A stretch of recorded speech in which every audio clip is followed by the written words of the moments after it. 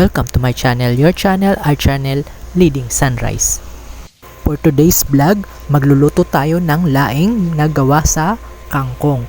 Na-try nyo na ba ito? So halina't gawin na natin ito. Ang ating mga ingredients: luya, sibuyas, bawang, gata, suka, paminta, at gumamit ako ng gourmet tuyo pang-alternate natin sa daing or sa dilis. At kailangan din natin ng mantika at syempre ang ating kangkong. So magpapainit tayo ng mantika para maggisa muna. At nakapaggisa na tayo ng sibuyas, bawang, luya at sinama ko ng ating gourmet tuyo.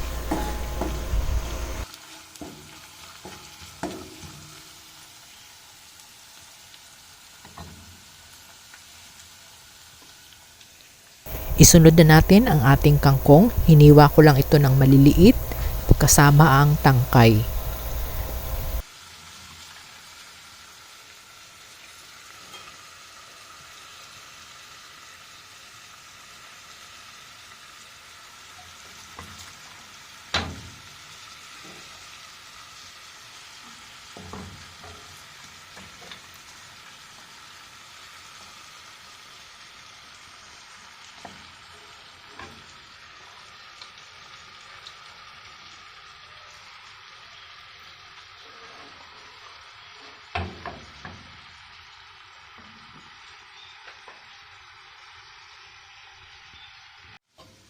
At kapag nailagay na natin ang ating kangkong, takpan natin hanggang sa ito ay maluto.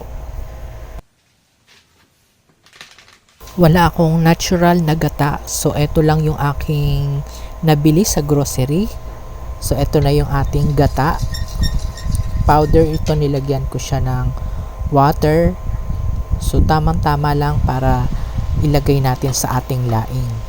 Kapag malambot na ang ating kangkong at luto na, saka natin ilalagay ang ating gata. Kahit ito palang kangkong na may gourmet tuyo ay mabango na. Ang sarap ng kanyang amoy habang hinahalo ko ito.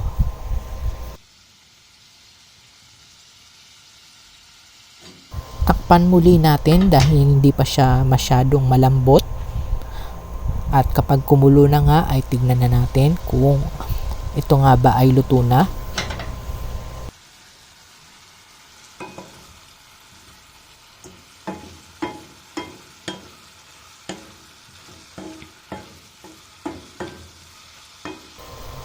At kapag nakita nyong luto na ang dahon ng kangkong, pwede na nating isama ang gata.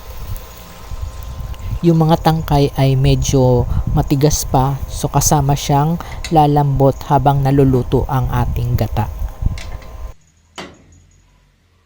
Takpan natin muli at intayin lang nating kumulo. At eto na nga ay kumulo na. So bubuksan na natin at titingnan natin kung luto na ba yung ating gulay. At syempre malalaman din natin yung gata kung okay na. First time ko nga pala ito mga ka-citizen na gumawa ng laing, but this time using kangkong instead of gabi. At mas madali pa itong lutuin kaysa sa gabi. So isunod natin yung suka. Isunod natin ang paminta. Kung gusto nyo ng maanghang, pwede kayong maglagay ng cayenne pepper or yung siling labuyo. Depende sa inyong anghang na gusto sa laing. Antayin natin kumulo uli para maluto ang suka.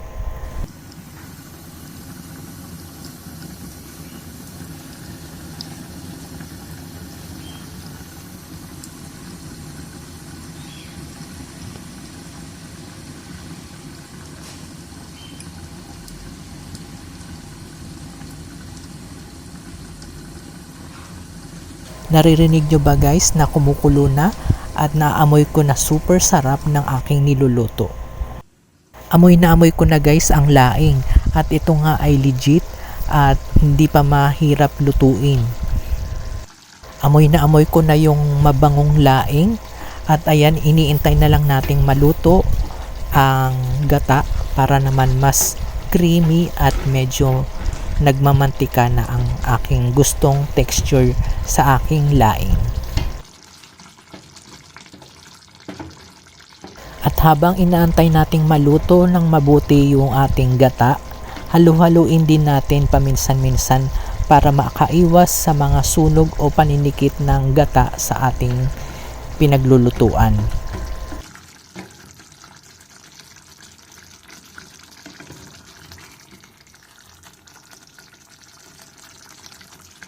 Same ingredients din ang aking ginamit sa laing. Ang kaibahan lang, gumamit tayo ng kangkong instead of dahon ng gabi. Ang dahon ng gabi ay mas matagal lutuin compare sa kangkong. Kaya mas easy ang pagluluto kapag gumamit tayo ng kangkong.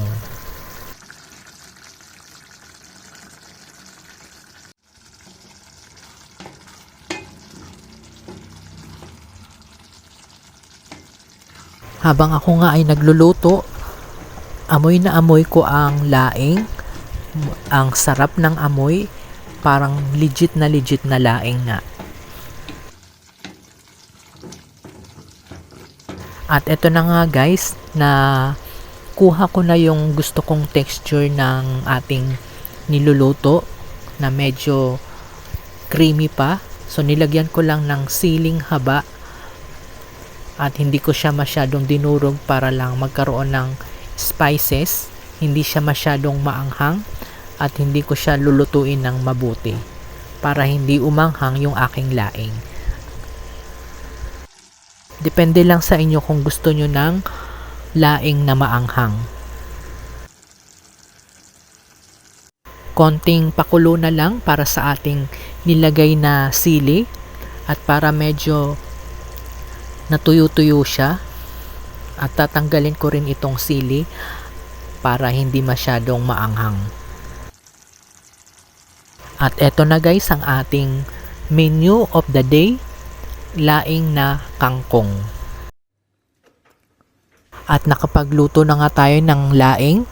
Eto na yung kanyang kinalabasan. So pag texture niya, laing din naman. Ang amoy niya, laing na laing din. Yung gata, creamy. Titikman na natin ngayon. Mga ka-citizen, nagulat ako sa lasa ng ating niluto. Super sarap at legit na laing. Kaya itry nyo na itong ating menu of the day. So hanggang dito na lang. Bye for now guys.